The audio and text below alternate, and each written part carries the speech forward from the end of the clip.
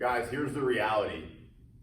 Most strength training programs, when it comes to baseball players, and probably all athletes in general, baseball and softball players included though, a lot of the work that we do with regard to strength training is exercises that are designed around a product, not designed around the way that humans actually move. Okay, what does that mean? All right, so I didn't look this up. I don't know exactly who invented like a weight rack or who invented barbells, dumbbells, all that kind of stuff.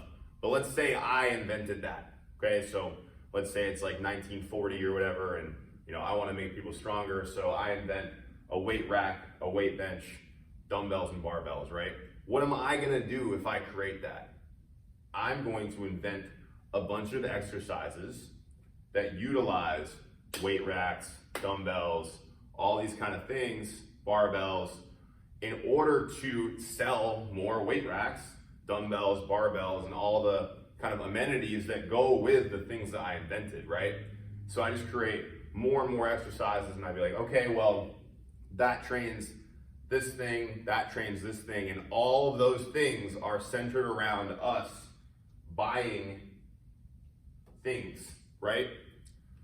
That's the challenge, right? Is that all of our movements, when we're talking about what we need to do in a strength context with regard to baseball players, if we're looking at the standard high school or college workout, all of those things are just designed around the products that we already have, and they don't often think about the way the body actually moves, right? So like our strength training program, are we gonna do some of the traditional stuff? Yeah, Thursdays are gonna be our traditional day. You know why? Because when kids go to high school, right, or they go to college, they're gonna be expected to know how to do basic exercises like squats, deadlifts, bench press, that kind of stuff is required for them when they're in college. So they need to know how to do that stuff.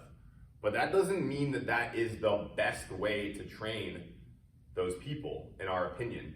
So for us, we like to think about the body and the way it actually moves when we watch humans, really high level athletes, do things, right?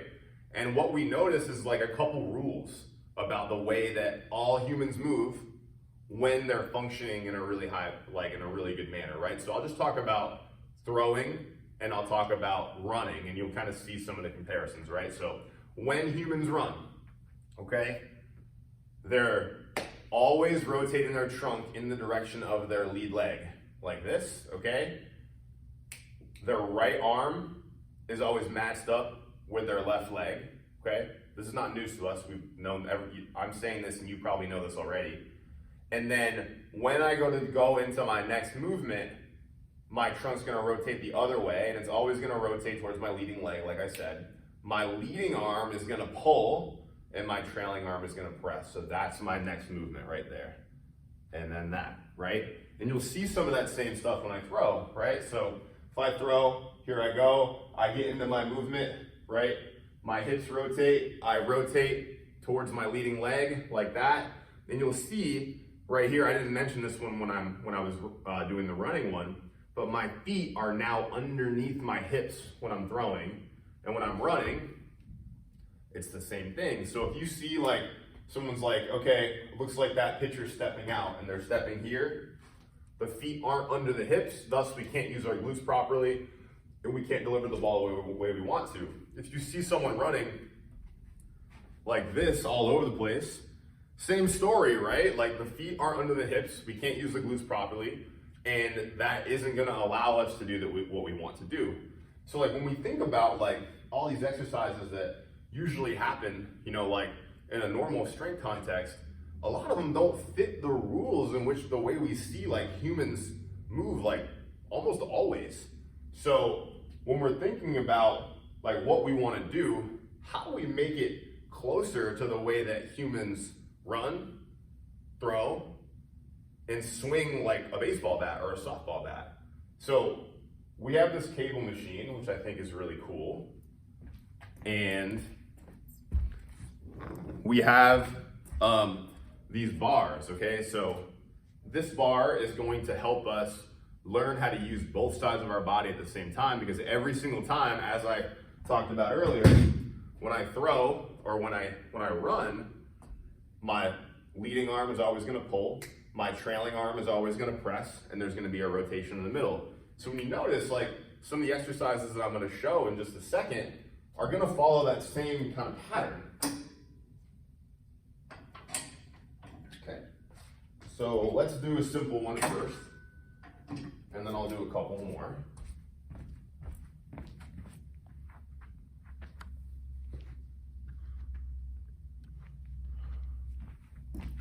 Okay, so this one's gonna be called a rotational press, okay? So I'm just gonna do this one so I can face the camera, okay, so you can see me a little bit better. So I'm gonna start right here. I got my weights on this, okay? My left hand right now is my leading arm, okay? My trunk is rotated towards my leading leg, just like I talked about, we're following the same rules, okay? I'm going to, my right arm is back here, okay? So my right arm is my trailing arm, left hand's my leading hand, okay? I'm going to get it started like this, so I'm starting to rotate my trunk a little bit. I'm going to step and press with my finish, so you can see that I've just reversed it.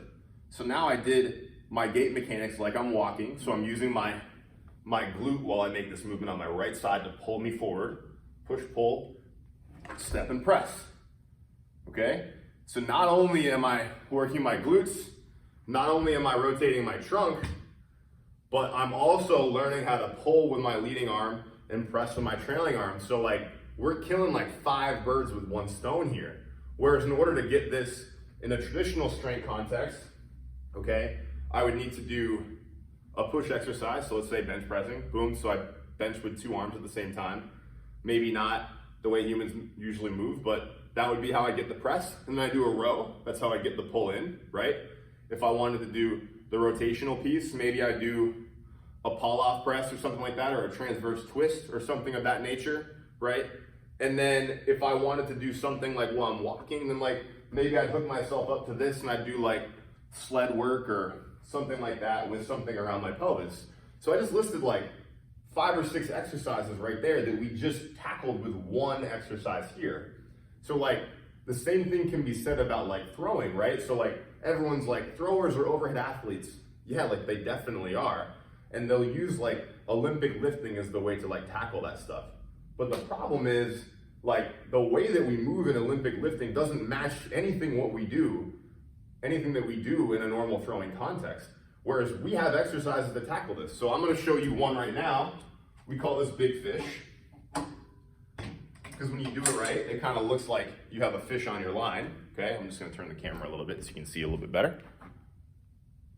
Okay. So I'm right here, okay? This one's gonna look a lot like throwing, okay? So I'm right here, okay?